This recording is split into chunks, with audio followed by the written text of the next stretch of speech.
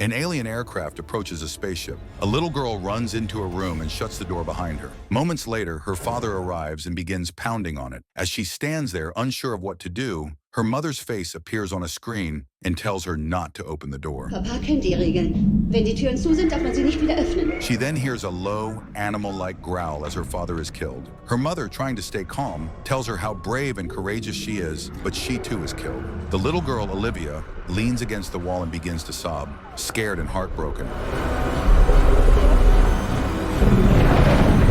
22 years later, Olivia is now a young woman. She wakes to the sound of white noise. She lives on planet Hecate. Returning to her bedroom, she looks at a picture of her parents. While she's doing this, Mira enters the room. Mira is her boyfriend's daughter. She tells Olivia she's thirsty and sits beside her with a cup. Olivia begins showing her where they live on a map. Mira asks to see where her friend Lucas is. After Olivia shows her, Mira asks about her mother, but Olivia tells her there are no cards showing where her mother is. Da, wo deine Mutter ist, gibt's keine Karten. Later, while getting ready for her shift, Olivia was interrupted by Ander, who asked if she'd consider moving in with them. She gently turned him down. Her contract had just 3 months left, and she was focused on heading back to Earth afterward. The present was all she could manage, though she promised to try returning one day. Ich versuch später noch vorbeizukommen, auch wenn's spät wird. Later, Olivia watches an ad, and a child approaches her with questions about Earth. He asked if people there kept animals. Olivia pointed toward a synthetic tree nearby and painted a picture of Earth's greenery, real trees bursting with leaves, sunlight bathing the land, and animals making their homes in branches. The contrast to this artificial world was striking. The little boy slowly walks back. Hör mal, aber du...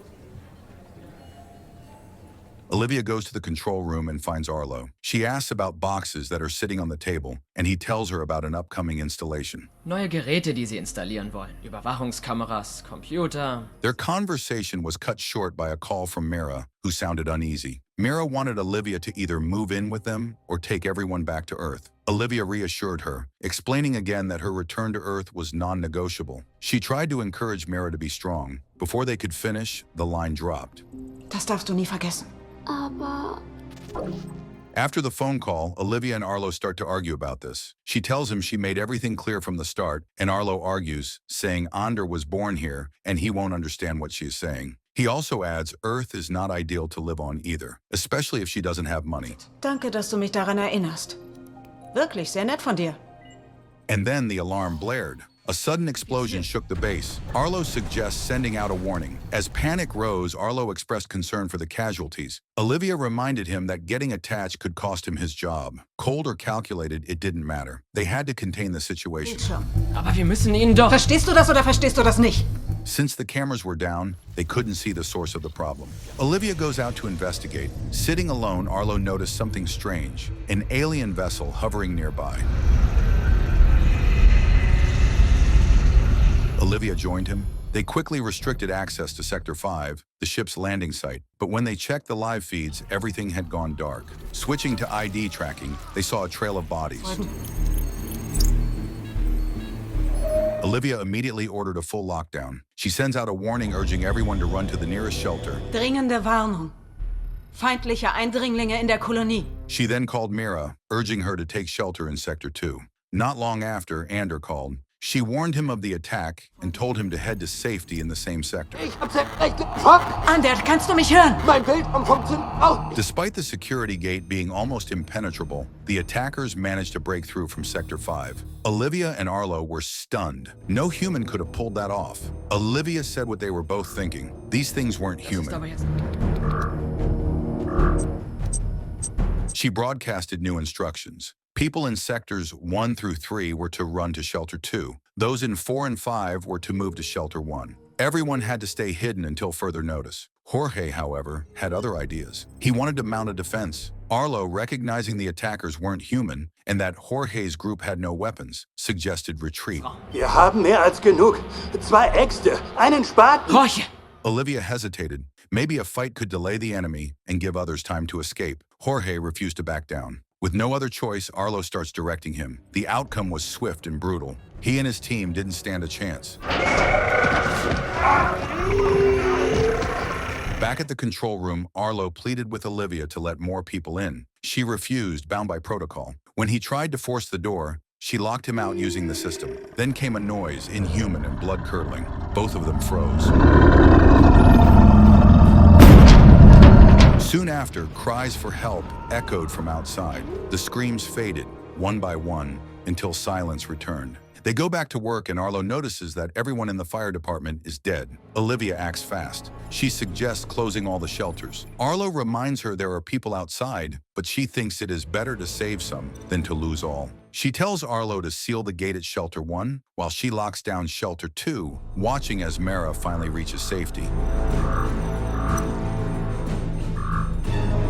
Arlo hesitates. His parents haven't arrived. That moment of waiting costs them dearly. The delay creates a bottleneck. The door won't shut. One of the intruders slips inside, leading to a massacre. Among the victims, Arlo's parents, Ander, and the rest sheltering there. Schnell, schnell, lauf weg! Nein, nein, nein, nein! Only Olivia and Arlo remain, shaken and hollow. Arlo breaks under the weight of the loss. Olivia offers a quiet apology, but points out that at least one intruder was contained in Shelter 1. Aber Schutzraum 1 wäre jetzt sicher, wenn du ihn früher geschlossen hättest. Before they can catch their breath, a distress call comes in from Shelter 2. The intruders are nearly through. Olivia checks the system 1 hour before the breach, but over the comms, she tells them they're safe for 2. It's a lie meant to buy calm. Kinder, wir haben noch 2 Stunden. Sie werden uns Verstärkung schicken. Alles ist... Olivia tries to give commands to Arlo, but he is heartbroken and doesn't want to talk. She tells him that the people need help and he should pick himself up. Meine Eltern waren da drin. Later, Mara asks about her father. Olivia tells her he's safe in Shelter 1. Arlo, stunned, asks why she would lie. Olivia replies simply, it's what Mara needs to hear. Arlo starts listing places where people are hiding. Olivia thinks everyone in Shelter 2 would die because they don't have weapons and they can't call reinforcements because the radio tower is destroyed. Und wenn wir welche hätten, keiner weiß, wie man sie Dann benutzt. lass uns Verstärkung holen. Arlo then pleads for the 6 people still stranded outside. He wants to bring them into the control room. Olivia refuses. Protocol doesn't allow it. This sparks a fiery exchange. Arlo accuses her of caring more about her contract than the colony. Olivia stands her ground. Rules exist for a reason. Denk nicht mehr drüber nach, Arlo! Halt dir die Ohren zu, dann hörst du nichts mehr. Then Arlo changes tactics. He starts naming each person, what they do, who they are, and what they mean to him and to the colony. Something in Olivia softens. She agrees to help, but on her terms. Arlo accepts. Wer von ihnen ist erreichbar? They begin by contacting the one closest to their position. The first is Bashir, holed up inside the church. Olivia assures him he'll make it to the control room. When Bashir asks about his son, the boy lost in Shelter 1, Arlo lies without hesitation, telling him the boy is safe. Ist im Schutzraum 1. Danke, Gott sei Dank. Next is Nisho. Olivia gives him a mission, help 2 injured people get to safety. Nisho resists at first, unsure if he can manage it. Olivia calms him and promises support. Eventually, he agrees and moves out. Los, komm, Nisho. Du schaffst das. Meanwhile, Flores and Patel, expecting a child, are still in the mines. Arlo reaches them through a backup channel and rigs up cameras to guide them. Bashir volunteers to repair the radio tower to restore contact with Earth. He meets the couple, collects a homemade grenade from Patel, and sets off toward the tower. Danke und viel Glück.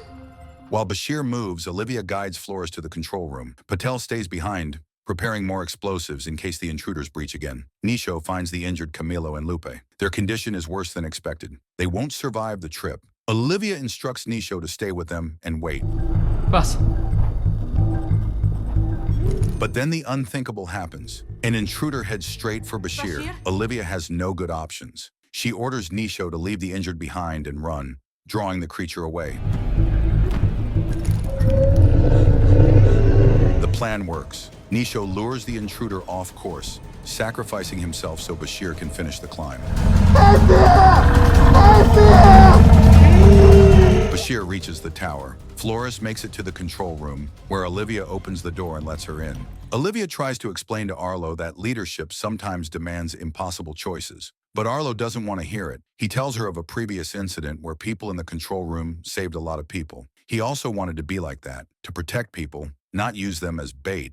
Ich will meine Leute schützen. He tells her that he at least can die with his family, but she will be the one point on the screen because she doesn't have anyone. Du dagegen wirst nur ein Punkt auf dem Bildschirm sein. Olivia says nothing. She walks away shaken and finds herself in another room where Flores sits, flipping through her reports. Flores looks up and asks about the Shelter 1 incident. She asked about Arlo's mistake, but Olivia stays silent. Elsewhere at the tower, Bashir contacts them again, doing the repairs. He chats with Olivia over comms. He asks if she's ever been through anything like this. She admits this is new professionally, but not personally. She lost both parents in a space accident when she was 16. She grew up in an orphanage. She signed a confidentiality agreement and in return received shelter and training. Im Gegenzug bekam ich eine Ausbildung, ein Dach über dem Kopf und Essen. Once Bashir repairs the radio tower, Olivia contacts headquarters, begging for support. The response crushes her. Multiple colonies are under attack. No help is coming, not yet. They're told to manage with local resources. The earliest reinforcements, 17 hours. Wir kümmern uns um Sie. Over und out. Shortly after, Bashir spots an intruder approaching. Knowing there's no way out, he throws the grenade Patel gave him. The blast takes them both. Soll seinen Traum leben. Back at the shelter, Mara sees a strange yellow glow forming near the door. Olivia tells her to step back and promises help is on its way. Ich muss jetzt auflegen, Mira, doch wenn du mich brauchst, ich bin hier. Meanwhile, Patel calls in with a cold calculation. Only 3 people can survive aboard the Renaissance ship due to oxygen limits. 4 would only last 13 hours. 3 Personen, Olivia, sonst niemand. 3.